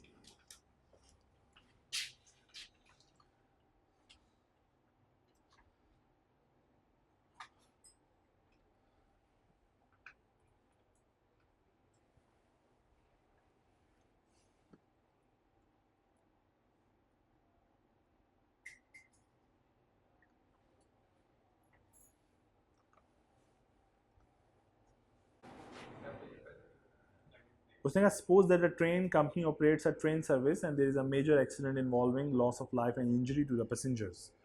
The state may claim that the train company or its senior managers are guilty of breach of criminal law and bring a case in the criminal court। बेटा देखो, आपकी जो अगर मैं कहूँ आपका ड्राइवर जो है वो उससे एक्सीडेंट हुआ और इन्वेस्टिगेशन में पता लगा लाइसेंस के चला रहा है। ये जो पिछले दिनों बेचारे बहुत हादसा हुए भी हैं, 1-2 महीने पड़े हैं जिसमें जो अभी रिसेंट हुए हैं, पेशावर मोटरवे पे हुआ है और इसमें तो अगर पता लगे कि ड्राइवर का लाइसेंस ही नकली है या है ही नहीं और वो मोटरवे पे सो जाने लेके गया होगा साथ अपने, तो अब आपको लगता नहीं कि उस ट्रांसपोर्ट कंपनी के खिलाफ एक केस फाइल होना चाहिए? ठीक है, तो ये वो एक्चुअली कहना चाह रहा है कि सिविल उसके साथ क्रिमिनल इम्पैक्ट। अगर तो सब कुछ ठीक है, ड्राइवर बिल्कुल ठीक गाड़ी चला रहा था लेकिन लिखी हुई थी, समटाइम्स होता ना ऐसा कि कोई गलती नहीं होती है बट शायद लैंडस्लाइडिंग या ऐसा कोई प्रॉब्लम हो जाए जो हम कहते हैं नेचुरल क्लैमिटीज, नेचुरल प्रॉब्लम्स हो सकती हैं, डिजास्टर्स हो सकते हैं, तो उस केस में फिर आप ड्राइवर को कसूरवार नहीं ठहरा सकते ना, फिर वो क्रिमिनल ऑफेंस तो नहीं होगा लेकिन सिविल में कुछ भी हो सकता है। अच्छा जी, आप अब तो वो म्यूचुअल एजेंसीज वैसे मर गई हुई हैं, खप गई हैं और इन्हें मरवाने वाले यही लोग थे, ये हुकूमत वाली। आप लोग देखा था कि अक्सर ये आपने अक्सर ऐसे ड्रामे देखे होंगे कि पॉलिटिकल पार्टी जाती है और वैसे माजर नून लीग के केस में आपको ज़्यादा नज़र आते हैं ऐसे ड्रामे कि किसी का बेटा मर गया, किसी का बेटे के साथ कोई हादसा हो गया घर वालों के साथ, तो एक पॉलिटिकल पार्टी जाती है बेवकूफ़ और जाके उनको बजाय के उनको तसल्ली देने की उनको कहती है आपके लिए 5 लाख रुपए का हमने मुआवजा आपको गवर्नमेंट पे करेगी जो आपका लॉस हुआ है। तो ऐसी हरकतें करते हैं बहुत कॉमन ना, जो कि बड़ी डिज़ास्टर वाली बात, बड़ी बुरी बात है। आप वो सोचो एक पर्सन आपका लव्ड वन चला गया और आप उसे कह रहे हो कि पैसे ले लो हमसे क्योंकि आपका लव्ड वन क्या है। ठीक है, सो मैं आपको मज़ा बताता हूँ, ये गवर्नमेंट अपने पास से पे नहीं करती थी। 2 म्यूचुअल एजेंसीज थी, एशियन म्यूचुअल एजेंसीज के नाम से और एक थी पाकिस्तान म्यूचुअल एजेंसी के नाम से, 2 थी। ये 2 म्यूचुअल एजेंसीज क्या करती थी, आपकी जितनी जो लोकल बसेस मूव करती हैं ना, इनके जो परमिट्स होते हैं लोकल बसेस जो आप ट्रैवलिंग के लिए इस्तेमाल करते हो, से कोई भी चल रही है, जिस तरह आपकी ये लोकल रूट्स पे छोटी मिनी बसेस चल रही होती हैं, ये सब के परमिट में ना इंश्योरेंस की एक अमाउंट शामिल होती है जो कि ड्राइवर पे करता है या ट्रांसपोर्ट कंपनी पे करती है और वो आप सबको इंश्योर करती है। ठीक है, कि मतलब आप सबकी लाइफ इंश्योर होती है उसमें, आपको पता भी नहीं होना लेकिन चलो कोई बात नहीं। सो होती थी, अब तो वो मर गई बेचारी, कंपनी से ख़त्म हो गई। तो होता क्या था कि अगर आपका वो एक्सीडेंट हुआ है ना तो आप सारे इंश्योर्ड हो, खुदा ना खास्ता अगर मैं बैठा हूँ और मेरा एक्सीडेंट हुआ है तो मैं इंश्योर्ड हूँ बाय रूट परमिट जो उसके मुताबिक, और अगर उसने किया हुआ रूट परमिट, वैसे तो चलाने नहीं देते थे। तो अब इंश्योरेंस की अमाउंट होती थी जो कि क्लेमेंट अगर उसके घर वाले क्लेम करेंगे तो वो म्यूचुअल एजेंसी जो है वो पे करती थी, उनको मिलती थी वो अमाउंट। गवर्नमेंट ने क्या करना शुरू कर दिया, गवर्नमेंट ने जाके ऐसी बातें करनी शुरू कर दी, 5 लाख आपको दिया और पीछे म्यूचुअल एजेंसी को एक लेटर आता था इसको 5 लाख दे दो, मैं तुम क्लेम भरो ये वाला। उन्होंने कुछ ऐसे क्लेम्स कमिट किए जिससे पूरी पूरी कंपनी का दिवालिया निकल गया कि जाके पॉलिटिकल पार्टी जाके क्लेम कमिट कर रही है, पीछे देने के लिए पैसे ही नहीं है। सो वो कंपनी का सत्यानाश हो गया, वो कंपनी एग्जिस्ट करती थी वो बंद ही हो गई, फिर एक टाइम आया बंद ही हो गई। चलो हाँ, मैं उसका ऑडिटर था इसलिए मुझे पता है कि उन कंपनी के साथ क्या हुआ था, वो एग्जिस्ट करती थी लेकिन फिर बंद हो गई। चलो आगे चलते हैं जी। Distinguish between civil and criminal law and give example, 2 example of each. तो ये देखो कितना सिंपल सा सवाल 2012 में पूछा हुआ है, तो उसने आपने उसको सोल्यूशन देना है। 2022 में भी देखो उसने दोबारा पूछा है, जरा देखो 4 डिफरेंसेस बताओ और ये देखो identify any 2 criminal law presently in force in Pakistan. तो ये जो अभी आपको लिस्ट पढ़वाई है मैंने, उससे उसने कहा मुझे कोई 2 बता दो, तो आते होंगे तो बताओगे ना। ठीक है, चलो लो जी, इसके बाद हम आते हैं जी कॉन्स्टिट्यूशन के ऊपर of Islamic republic of Pakistan जिसे बचपन में आप लोग अपनी पाक स्टडीज़ के अंदर 1973 का आइन क्या कह के पढ़ के आए हो, जिसका पहली लाइन मुझे सिर्फ याद है आज तक, मुल्क का सदर या पता नहीं जो भी था मुसलमान होगा, ऐसा एक लाइन लिखी होती थी। आई डोंट नो आप लोगों में से उर्दू मीडियम से कौन है, मैं उर्दू मीडियम से हूँ जनाब, इसलिए वो एक लाइन है मुल्क का सरबराह जो है वो मुसलमान होगा, ठीक है।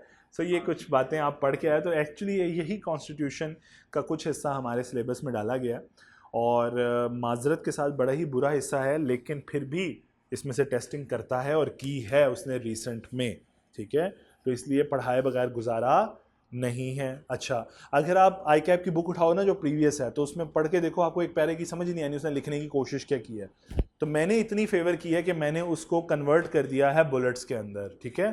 कोशिश की है कि इसमें से अगर आपको एक हेडिंग में एक दो बुलेट्स याद रह गई तो चलो मार्क्स ऑब्टेन हो जाएंगे। सो कोशिश की है, तो इसलिए अब इससे ज़्यादा ईज क्रिएट नहीं मैं कर सकता था। आई कैप की बुक अगर दिल करे तो आई कैप की बुक से एक दफ़ा ये टॉपिक पढ़ लेना, तो आपको समझ आ जाएगी वहाँ पे उसने क्या लिखा हुआ है, ठीक है। तो कोशिश की है कि बुलेट्स में आपको कुछ चीज़ें समझ आ जाएं। लो जी, हम पढ़ने लगे 1973 का आइन। डायरेक्ट आ रहा हूँ यहाँ पे। कॉन्स्टिट्यूशन के अंदर contains preamble, introduction, preamble means introductory paragraph, 12 parts, 12 parts हैं जी, नजर आ रहे होंगे आपको, ये देखो पार्ट 1, पार्ट 2, पार्ट 3, 280 आर्टिकल्स। उसके आगे देखो आर्टिकल्स भी लिखे हुए हैं, ये देखो आर्टिकल, जैसा पहले पार्ट में, पार्ट 2 में, ये पार्ट 2 है, आर्टिकल नंबर 7 to 40। और अगर आप एंड तक चलते जाओ तो आपको नजर आएगा टोटल कितने आर्टिकल्स हैं। ये देखिए 239 चल रहा है, 280, 240 to 280, ठीक हो गया जी। सो कहता है 280 इसके आर्टिकल्स हैं एंड 5 स्केजुअल। स्केजुअल क्यों लिखे जाते हैं? हमेशा सपोर्टिंग मटेरियल या अनेक्स मटेरियल कुछ अनेक्स करने के लिए स्केजुअल्स में डाला जाता है, सपोर्टिंग मटेरियल कहते हैं उसको, वो स्केजुअल्स में डाले जाते हैं। Is that clear? तो जी हम पहले पढ़ने लगे हैं प्रीएम्बल। प्रीएम्बल में क्या क्या लिखा हुआ है जी? प्रीएम्बल में ऑब्जेक्टिव डिफाइन है of the provision of the constitution. It defines the objective of the provision of constitution. It enables number 1 Muslim to live in accordance with Quran और सुन्नत के मुताबिक आप अपनी ज़िंदगी गुजारेंगे मुसलमान। माइनॉरिटी को अपने रिलीजन, अपना कल्चर की प्रैक्टिस करने की इजाज़त हासिल होगी। अवेलेबिलिटी ऑफ फंडामेंटल राइट, हर एक को उसका बुनियादी हकूक दिया जाएगा। सेफ गार्ड डिप्रेस्ड क्लासेस, जो क्लासेस हैं डिप्रेस्ड हैं उनको सेफ गार्ड प्रोवाइड किया जाएगा, जो माइनॉरिटी क्लासेस होती हैं, ठीक। ऐसा होता कुछ नहीं है, हाँ सॉरी सेफ गार्ड साबुन, ऐसा नहीं। Safeguarding sovereign rights and securing independence of jury, आपकी अदलिया का आज़ाद करने के लिए भरपूर ताउन किया जाएगा, ठीक है जी। और आपको पता ही आपकी अदलिया इतनी आज़ाद है कि हमारा नंबर कौन सा चल रहा है आजकल, 136वां रैंकिंग में, 136 है मेरा ख्याल है, हाँ आउट ऑफ 138। चलो इंट्रोडक्टरी पार्ट 1 आर्टिकल 1 और 6। अच्छा, हम जो बातें पढ़ रहे हैं अच्छी लगेंगी कानों को, लेकिन एप्लीकेबल नहीं है। चलो जी, इंट्रोडक्टरी पैराग्राफ आर्टिकल 1 to 6। खैरियत?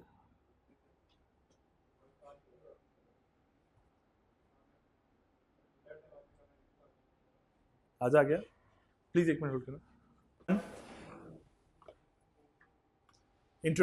Introduction defines the following. Number 1, अच्छा ये भी है ना, हाँ जी, country as Islamic republic of Pakistan divided into 4 category, ठीक है जी, बात समझ आती है। Religion of the state Islam. Right of individual to be dealt in accordance with the, हर एक को कानूनी हैसियत हासिल होगी, ऑब्वियसली उसके राइट्स प्रोटेक्ट किए जाएंगे लॉ से, जो कि citizen should be loyal to the state and law abiding. आपसे जरूर मुतवक्का की जाती है कि आप लॉयल रहें, आर्मी के साथ भी, स्टेट के साथ भी।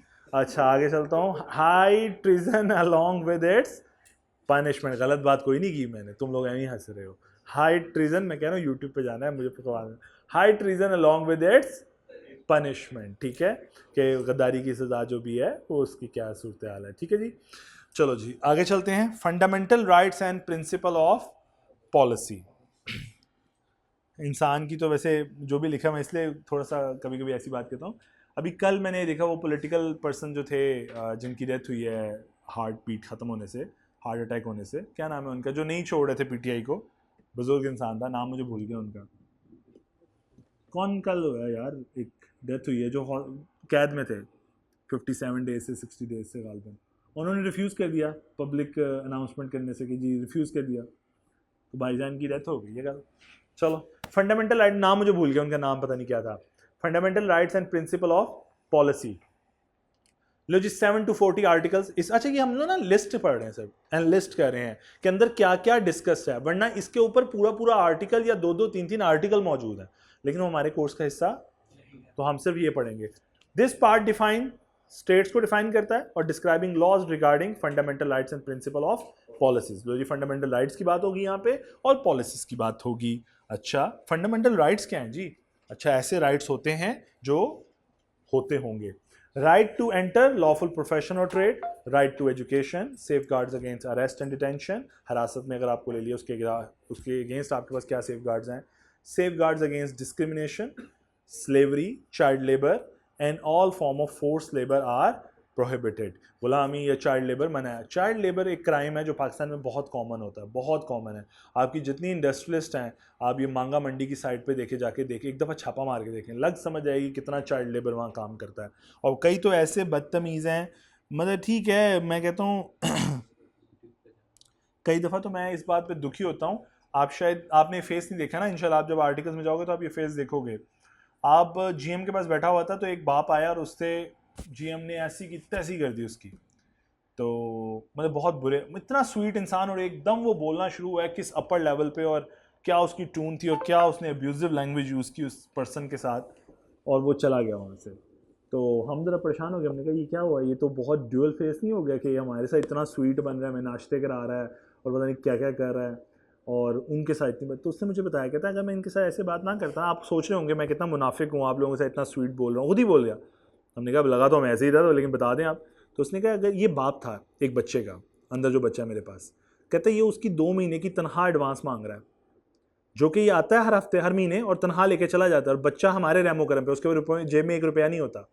पहली बात तो ये खुद भी गलत कर रहे थे, चाइल्ड लेबर रखी हुई थी, लेकिन उस चाइल्ड लेबर को बेचा हुआ है उसके बाप ने, कि उसके नज़दीक उसका बेटा कोई नहीं है, बस ठीक है आओ और पैसे लो, उसके बेटे की तनख्वाह लो 2 महीने की और चले जाओ। कहता है अगर मैं इसकी तनख्वाह ले लेता ना तो ये बेटे को पूछने भी ना आए 2 महीने, अगर मैं इसको तनख्वाह दे दूँ। सो ये हालत है, दोनों साइड से क्राइम हो रहा है।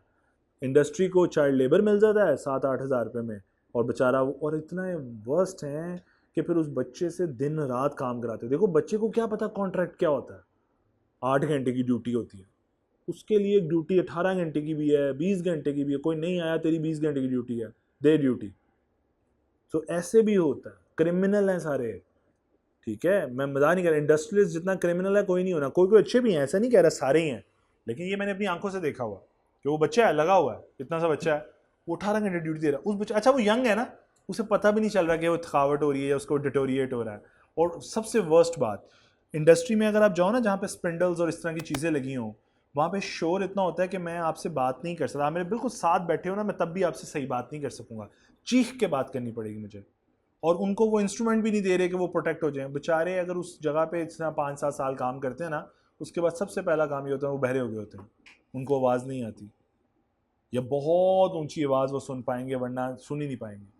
सो ये अच्छा वो होगा क्या, देखो अब ये क्रिमिनल ऑफेंस चलता जा रहा है, माजरत के साथ ये बात कर रहा हूँ, लेकिन ये चलता जा रहा है क्या कि जब वो लड़के को थोड़ी समझ आनी ना कि उसके बाप ने उसके साथ किया क्या है, तो उसके बाप ने उसे बेचा हुआ है, ठीक है, और उसने उस एज में आना है जहाँ पे उसकी शादी होनी है, उसको सिर्फ एक चीज़ समझ आनी है कि लो जी मेरी उम्र ख़त्म होगी काम करने की, अब मैंने बच्चे पैदा करने हैं और इनको दे जाने हैं कि ये काम कराएं उससे। तो ये सर्कल जो है ना अजीब सा, ये चल रहा है, कॉन्टीन्यूसली चल रहा है, ये नस्लें गुजरती जा रही हैं उसी में, लेकिन वो चल रहा है कि खाने को रोटी भी मिलेगी अंदर से, बच्चा भी इनके पास रहेगा, कहीं जाएगा भी नहीं, जाने भी नहीं देते बाहर, अंदर ही रहेंगे बच्चा, क्योंकि अंदर ही उन्होंने बनाई हुई है छोटे छोटे कमरे के, रहो इसमें मरो इसमें। तो इस तरह की हालत है। चलो मैंने तुम्हें बता दिया कि ऐसा है, और विजिट करना हो तो किसको नहीं पता मांगा मंडी में क्या हो रहा है। मांगा मंडी सारा इंडस्ट्रियल एरिया है ना, या सुंदर इंडस्ट्रियल स्टेट, सुंदर इंडस्ट्रियल स्टेट में थोड़ा बेहतर है, वहाँ पे बल्कि बहुत बेहतर है, वहाँ पे आपको चाइल्ड लेबर नहीं मिलेगी क्योंकि रिस्ट्रिक्शन बड़ी है ना वहाँ पे सोसाइटी का डंडा है। तो मैंने वही कहा ना, लातों के भूत बातों से नहीं मानते, तो वहाँ पे डंडा है, तो वहाँ पे इंसान के बच्चे हैं, सारे शनाख्ती कार्ड वाले बच्चे को हायर करते हैं कि जिसका एडल्ट एज हो या मेजोरिटी एज हो। यहाँ पे सारे मांगा मंडी भरा पड़ा बच्चों से, और लोगों ने बच्चे बेचे हुए हैं, दोनों तरह से ऑफेंस चल रहा है, एक बंदा नहीं है क्रिमिनल। इंडस्ट्रियलिस्ट तभी क्रिमिनल बना है जब सामने वाले ने कहा ये लो पकड़ो मेरा बच्चा और रखो, तो ये वजह हुई है। चलो सो चाइल्ड लेबर कहने को बुक्स में है कि नहीं करानी चाहिए, लेकिन हो सबसे सस्ती लेबर यही मिलती है उनको। Any law which are inconsistent with fundamental right shall be void. Policies include, आप डिस्क्रिमिनेशन डिस्करेज करोगे, providing free and compulsory education, यानी इन आर्टिकल्स में इन चीज़ों के ऊपर बात हुई है कि हर एक का बुनियादी हक है कि उसको फ्री एजुकेशन प्रोवाइड की जाए, कंपल्सरी प्रोवाइड की जाए। Fostering goodwill and friendly relationship among all nation, कि हुकूमत जो है दूसरी हुकूमतों के साथ अच्छे ताल्लुकात इस्तवार करेगी। ठीक हो गया जी। Federation of Pakistan part 3 article 41 to 100, इसमें क्या क्या कवर हो रहा है? Eligibility, removal criteria, term of office and powers of president, कैसे आएगा, कैसे पॉइंट होगा, पावर्स क्या होंगी और रिमूव कैसे हो सकता है।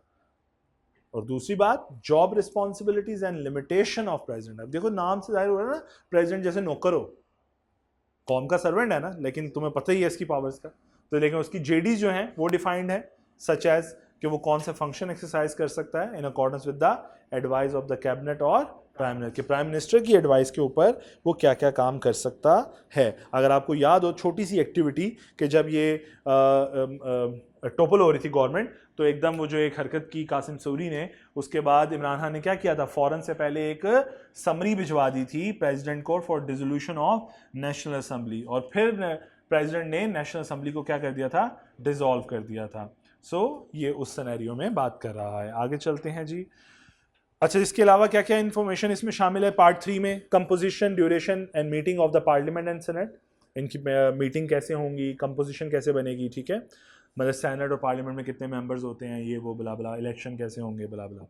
Qualification and disqualification of for membership of the parliament, MNA MPA का मेंबर बनने के लिए आपकी क्वालिफिकेशन डिसक्वालिफिकेशन क्या है, ठीक है। क्वालिफिकेशन ये है कि आपके पास डिग्री हो BA की और नकली हो भी तो चलेगी, ठीक है। यही है, आपके पार्लियामेंट नहीं उस दिन का टीवी पे आके कोई जो भी था शहजादा कि डिग्री डिग्री होती है, असल नकली कुछ नहीं होती, ठीक है। सो नकली हो लेकिन BA की हो। Legislative procedure of passing of bills, bill कैसे पास होंगे इस पार्लियामेंट में, तो ये सारी कंपोजिशन आपको इस पार्ट में मिलेगी। चलो जी आगे, पार्ट 4 प्रोविंसेस के हवाले से यहाँ पे कुछ इंफॉर्मेशन है। This parts include composition and function of the provincial government and governor, provincial governments कैसे काम करेंगे, उनकी कंपोजिशन कैसे होनी है, और प्लस उनके फंक्शंस क्या हैं। फाइनेंशियल प्रोसीजर्स, अब उसके आगे एक लंबी लाइन लिखी हुई है, provincial consolidated fund, public account, annual budget, statement of provinces. मैं अब इस चीज़ को समझाने से पहले एक छोटी सी बात समझा। देखो घर कैसे चलता है, मैं आसान लफ्ज़ों में समझाता हूँ। घर ऐसे चलता है कि लाइक अगर मैं कहूँ मैं घर का ऑनर हूँ, अब्बा जी हूँ घर का, और आप सब मेरे बच्चे हो, तो इनफैक्ट मैं क्या करूँगा, मैं अर्नर हूँ ना, तो मैंने आप लोगों से आपके खर्चे के मुताबिक आपको, जैसा फॉर एग्जांपल इसकी फ़ीस हो सकता है ज़्यादा हो, इसकी फ़ीस कम हो, उसकी फ़ीस ही ना हो, वो पढ़ के दुकान पे डला हुआ है, उसने पढ़ना ही नहीं आगे, ठीक है सपोज, तो मैं क्या करूँगा, मैं अपनी इनकम को डिवाइड करूँगा आप लोगों के दरमियान। ऐसा ही होगा ना, मेरे बेटों के दरमियान, बच्चों के दरमियान डिवाइड करूँगा। अच्छा, बिल्कुल इसी तरह मेरा काम क्या है, अर्निंग जनरेट करना, और आप लोगों ने क्या करना है, खर्च करनी है। अब ज़रा देखो, बिल्कुल ये स्टेट भी ऐसी चलती है। जो प्राइम मिनिस्टर है उसका काम है अर्निंग्स जनरेट करना, मुल्क के लिए, घर के लिए पैसा इकट्ठा करना, ये प्राइम मिनिस्टर की ड्यूटी है, ठीक है। यही तो पहले दिन ऑब्जेक्शन लगा के नवाज, ये जो शहबाज शरीफ साहब ने बूट पहने और चले गए, पहले दिन ही एज अ वो CM काम करते रहे, उनको पता ही नहीं है CM का काम और PM के काम में फ़र्क क्या है। वो PM के काम में उठ के चले गए हैं और सुपरवाइज करने वो जो आपका डैम बन रहा है मोहम्मद डैम, वो देखने के लिए कि, और उनको कह के आए हैं 2 महीने में बन जाना चाहिए। मतलब उस अक्ल के बंदे को कोई समझाए कि ये डैम है, ठीक है, 5 साल 10 साल लग जाते हैं डैम बनाने के चक्कर में, वो कहता है अगले 6 महीने में मुझे, उन्होंने कहा लैब पे ही है, बना ला तू, ठीक है। सो द पॉइंट इज कि उस बंदे को यही नहीं पता कि उसकी ड्यूटी क्या है। वो बस उसे लगा आज मैं फिर CM बन गया हूँ तो लाहौर का पानी निकालूंगा, अब मैं PM भी बन गया तो लाहौर का पानी निकालूंगा।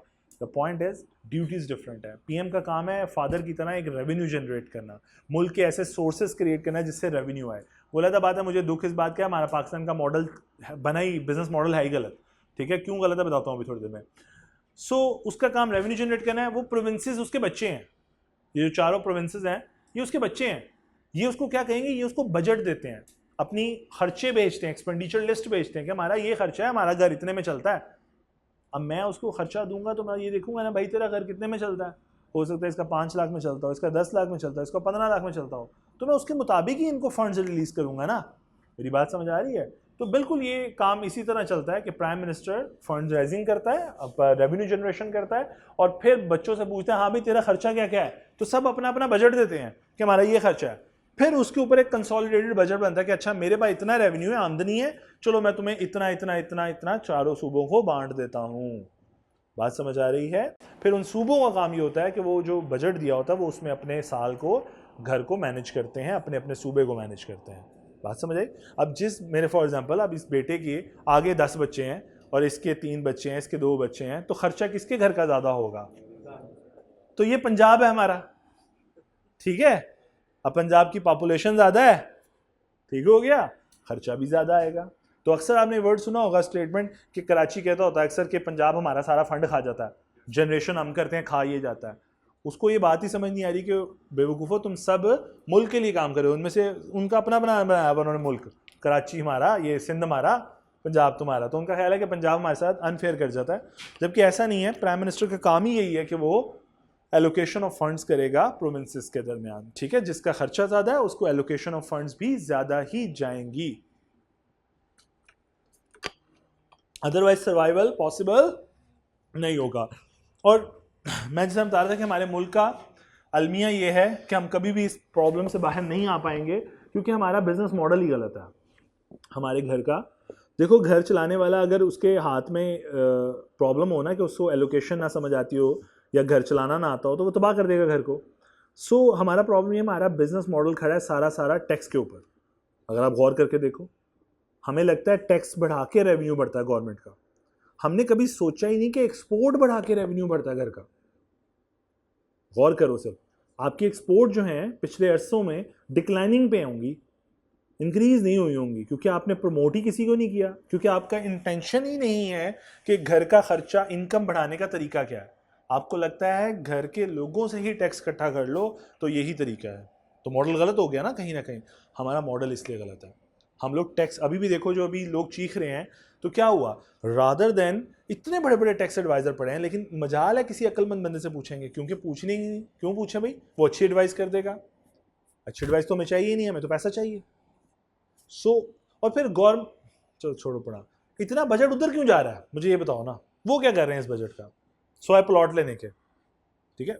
दुख वाली बात है 1800 समथिंग अरब रुपया उनके लिए मुख्तस हुआ है। बजट में सबसे बड़ा बजट आपके डिफेंस का बजट होता है। क्यों भाई?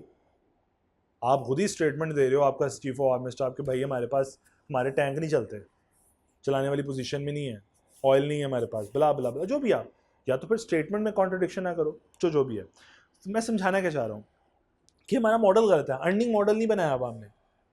इसके बरक्स इंडिया थोड़ा सा समझ गया इस चीज़ को, उसने अपनी एक्सपोर्ट को बहुत प्रमोट कर दिया, तो घर में पैसा ज़्यादा आ रहा है, पैसा ज़्यादा आ रहा है तो खर्चे थोड़े बढ़ भी गए तो क्या फ़र्क पड़ता है। सो ये एक मॉडल है जो हमने डेवलप नहीं किया। हम जितने भी, मुझे इमरान खान से भी एक प्रॉब्लम ये थी कि उसने आते साथ ही इस चीज़ को समझा और उसने एक एक्शन लिया जो कि मुझे लगा यार ये एक्शन नहीं, थोड़ा सा और कोई अकोमोडेटिंग एक्शन होना चाहिए था, इसमें ख़राबी हुई है। वो क्या था, उसने इंपोर्ट पे बैन लगा दिया मुख्तलिफ चीज़ों पे। हमने देखा होगा, अक्सर आप सुनते हो इंपोर्ट पे बैन, इंपोर्ट पे बैन। ये पिछले 2 महीने तो हर चीज़ पे बैन लगा दिया था ना इंपोर्ट पे, कि डॉलर ना बैठ जाए।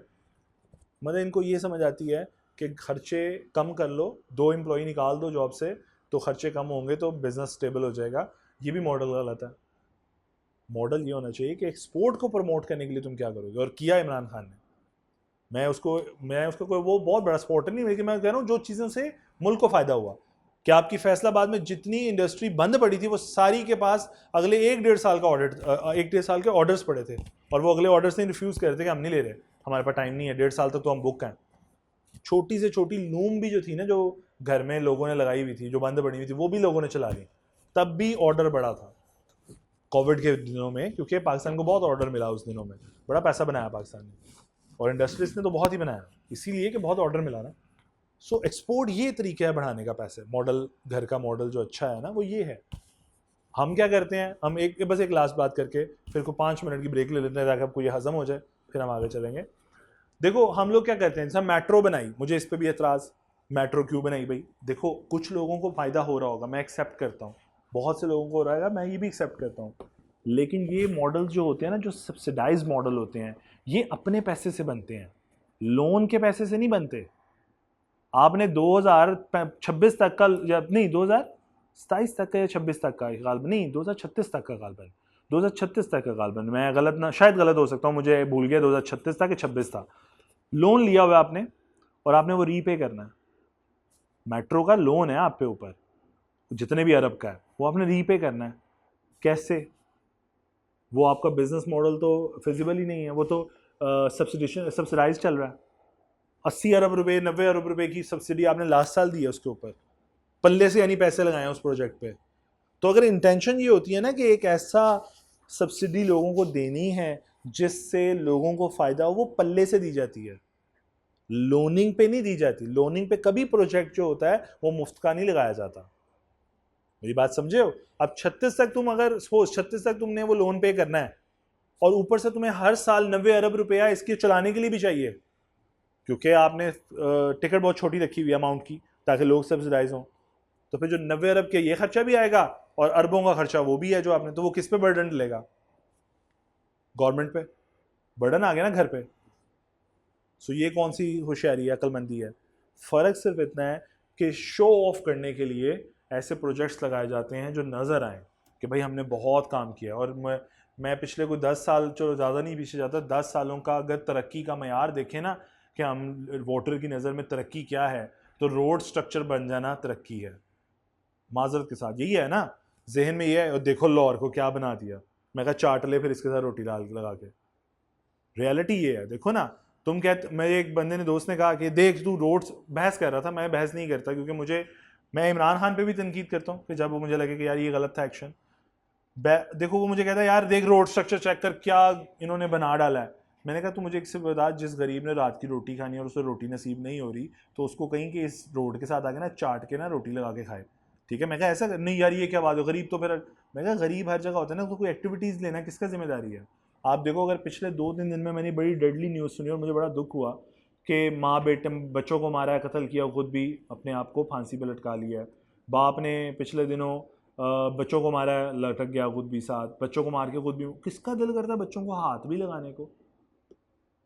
कोई कितना को मजबूर होगा? वैसे तो ये बहुत इस्लाम से दूरी है, मैं ये समझता हूँ, वरना जितनी मर्जी मुश्किल लाता हूँ, जान लेना अलाउड नहीं है, मैं मानता हूँ इस बात को। लेकिन ये है कि वो पता नहीं कितना को फंसा हुआ होगा। मैं ये नहीं कह रहा, जस्टिफाइड नहीं कह रहा, लेकिन मैं कह रहा हूँ कौन जिम्मेदार है उसका?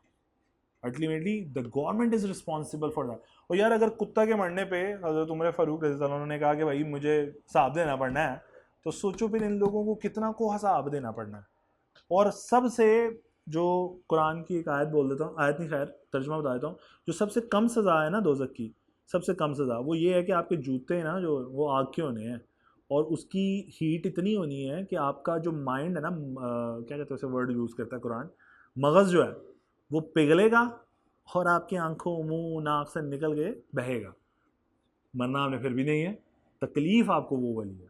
सो ये बेसिक, मतलब वो कहते हैं सबसे छोटी सज़ा जो है वो ये है।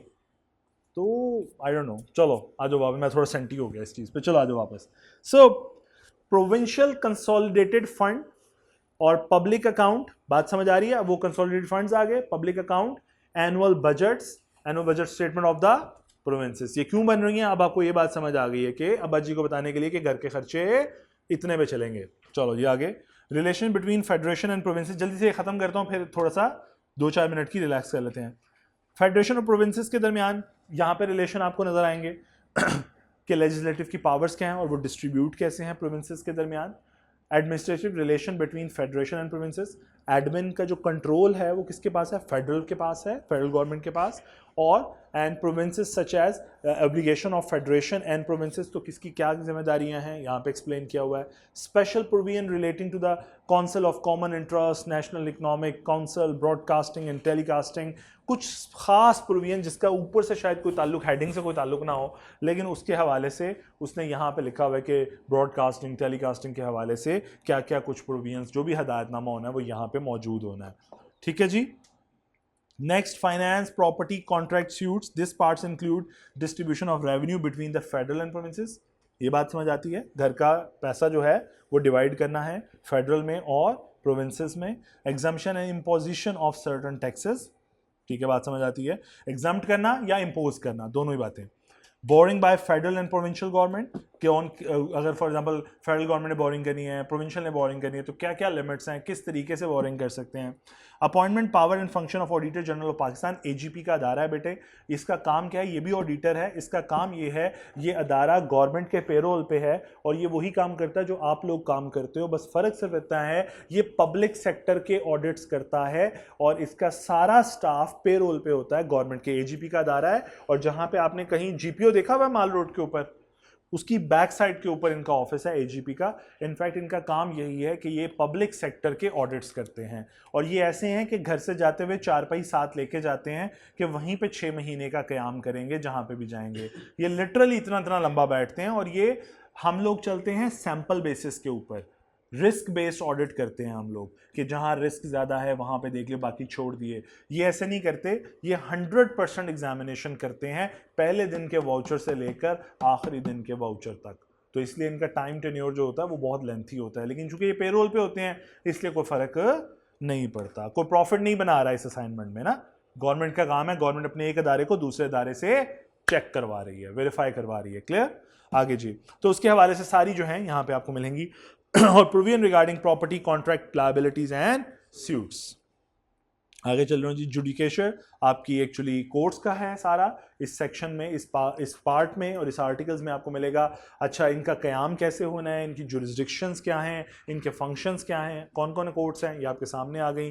High Court, Supreme Court, Federal Sharia Court. Appointment क्या है, रिम्यूनरेशन ऑफ जजेस क्या है, and general provision such as contempt of court. इंशाल्लाह आपको भी जाके ना टेक्स्ट में आप पढ़ेंगे इन लोगों को परक्विजिट्स के हासिल हैं। ठीक है, कोई ऐसी घर की चीज नहीं है जो छोड़ी हो। ड्राइवर, घर के बिल, पेट्रोल, हर चीज इनको फ्री है। किनको? इन जजेस को। इनको बहुत फैसिलिटी, इनके बिल्स, इनके इलेक्ट्रिसिटी, गैस, लिमिट्स गिवन है, इतनी इतनी लिमिट तक फ्री। ठीक है, और वो बहुत बड़ी बड़ी लिमिट है कि ख़त्म होने का। इवन के टेलीफोन का बिल फ्री है यार, कितना को बिल आ जाता है टेलीफोन का, लेकिन वो भी फ्री है उनको एक लिमिट तक ना। सो ये सारे अब ये परक्विजिट्स हैं। अब एक साइड पे डाला गया लॉ में कि ये परक्विजिट्स इनको देने हैं, आपने सबने देने हैं, इन जजेस के परक्विजिट्स हैं, लो जी मिल गए। अब मसला ये, दूसरी साइड पे जो तनख्वाह होती है उसमें अगर टैक्स पड़ेंगे तो सारे परक्विजिट्स आपकी सैलरी का हिस्सा बनते हैं और फिर उस पर टैक्स लगता है। उन्होंने कहा ये तो गलत हो गया। तो एक तरफ लॉ में कहा गया कि इनके ये परक्विजिट्स हैं, टैक्स में कहा गया ये सारे एग्जाम्प्ट हैं, इन पर टैक्स नहीं है, तो सिर्फ सैलरी पे टैक्स लगाएं। खबरदार, ये परक्विजिट सारे एग्जाम फ्रॉम टैक्स हैं। तो इनफैक्ट इन्हें दोनों लॉज में बेनिफिट हासिल है। तो जो कुछ मिल रहा है अल्लाह की देन है, किसी पे कोई चीज़ का कोई टैक्स नहीं है। देखो मैं आपको एक सिंपल सी बात बताता हूँ। सपोज अगर मुझे फ्यूल मिलता है ना, किसी कंपनी में मैं काम करता हूँ, गवर्नमेंट फ्यूल कार्ड ले रहा होता है, वो फ्यूल कार्ड भी जो उसे रिसीव हो रहा है ना फ्यूल, उसकी जितनी अमाउंट बनती है वो भी आपकी सैलरी में ऐड होती है एज अ टैक्स, क्योंकि परक्विजिट है ना। इनके केस में ऐसा नहीं है, एग्जाम्प्ट है। आगे चलो जी, इलेक्शन के हवाले से चीफ इलेक्शन कमीशन, उसकी पावर्स, उसकी फॉर्मेशन, उसकी ड्यूटीज़ क्या हैं, चीफ इलेक्शन कमीशन की और इलेक्शन कमीशंस की। ठीक हो गया, कमिश्नर और कमीशंस की यानी इलेक्शन कमीशन की। और electoral law and conduct of election, electoral laws जो हैं बेटा प्रेसिडेंट के इलेक्शन के लिए ये सिस्टम का इस्तेमाल किया जाता है कि प्रेसिडेंट कैसे इलेक्ट होता है। इलेक्टोरल लॉ से उसका प्रेसिडेंट आपका इलेक्ट हो रहा होता है, तो इसको जाके इंशाल्लाह आगे जाके थोड़ा सा डिस्कस कर रहे होंगे। इस्लामिक प्रोविजंस हैं फिर कुछ के provision relating to Holy Quran and Sunnah, composition and function of Islamic council. मेरे हाल चीज़ें समझ आ रही है ना। एमरजेंसी की प्रोविजंस यहाँ पे गिवन है कि अगर एमरजेंसी आती है ऑन अकाउंट ऑफ वॉर और इंटरनल डिस्टर्बेंस के केस में। ठीक है जी, इसके अलावा power to suspend fundamental right during emergency, और आपके सारे राइट्स खत्म हो जाएंगे जो ही इमरजेंसी नाफिज होती हैं, जो कि लगी भी हुई है आजकल, बस ये है कि बताते नहीं हैं। आगे चलिए जी, amendment of constitution, it includes amendment of the constitution by parliament through constitution amendment bill, कि आप अगर पास करना चाहें तो ऑब्वियसली कॉन्स्टिट्यूशन जो है, जो आपका पार्लियामेंट है वो कॉन्स्टिट्यूशन बिल जो है वो अमेंड कर सकती है। ठीक है जी, आगे उसके हवाले से यहाँ पे सारी क्लॉजेस गिवन है। और लास्ट है जी मिसलिनियस, जिसके अंदर आपके पब्लिक सर्विस कमीशन का क़याम, उसकी कॉन्स्टिट्यूशन जो भी है, command and function of arm forces, tribal area की एडमिनिस्ट्रेशन जो कबायली इलाके होते हैं आपके, और protection to president, governor, minister, national language etcetera, उनके हवाले से आपको यहाँ पे मिलेगी सारी प्रोविजंस मिसलिनियस। ठीक है, और स्केड्यूल्स में उसने कहा कि मैं कुछ चीज़ें ऐड कर रहा हूँ। सेकंड स्केड्यूल पहले बता देता हूँ। प्रेसिडेंट के इलेक्शन करना चाहोगे तो यहाँ पे हदायतनामा, कुछ इन्फॉर्मेशन गिवन है। थर्ड स्केड्यूल में ओथ कैसे लेना है, उसके फॉर्म्स क्या हैं, उस पर क्या लिखा होना चाहिए, वो यहाँ पे गिवन है। फोर्थ स्केड्यूल में लेजिस्लेटिव लिस्ट पड़ी हुई है पूरी कि कौन कौन लॉ बना सकता है। और फिफ्थ स्केड्यूल में remuneration and terms and condition of the service of जजेस, जजेस की तनख्वाह, उनकी टर्म्स एंड कंडीशन क्या होंगी डिपेंडिंग ऑन द स्केल, वो किस स्केल के ऊपर काम कर रहे हैं। अब एक लास्ट बात, फर्स्ट स्केड्यूल में क्या है कि भाई ये जो तुम आर्टिकल ऊपर पढ़ रहे हो 8.1, 2, 3B, 4, ये जो हैं किन किन पे अप्लाई नहीं होते, law exempted from the operation of, मतलब किन पे ये प्रोविजन का इतलाक नहीं होता। तो ये उस हवाले से लिखी गई हैं, पढ़ने की ज़रूरत नहीं। शायद साहब स्केड्यूल का पूछ ले कितने स्केड्यूल होते हैं, या किसी स्केड्यूल का नाम पूछ लेगा शायद, लेकिन फिर भी फर्स्ट स्केड्यूल के बारे में नहीं पूछेगा। क्लियर? ये देख लीजिए वो बदतमीज सवाल जो मैंने कहा था कि आपसे पूछा हुआ है एक दफ़ा 2021 के अंदर, उसने पूछा हुआ है कि ज़रा बता दीजिए प्लीज़ ये जो पार्ट्स हैं ऑफ द कॉन्स्टिट्यूशन, पार्ट 3 और पार्ट 6, और उसका अगर नाम दिया हुआ है। तो ये एक सवाल था, मैंने जिस तरह कहा ये नहीं ज़र्फ देता आई कैप को कि वो ये चीज़ पूछे, लेकिन अगर पूछेगा तो पुत्र मार्क्स खो जाएंगे, मार्क्स जो मुफ्त के मार्क्स हैं वो ज़ाया हो जाएंगे। तो इसलिए इनमें से कोई 2-2, 3-3 बुलेट्स जो हैं वो अगर आप कर लो किसी तरीके से मैनेज, तो ये ज़्यादा अच्छी बात होगी। यहाँ पे इख्तिताम करते हैं। अल्लाह ताला सबको साइंस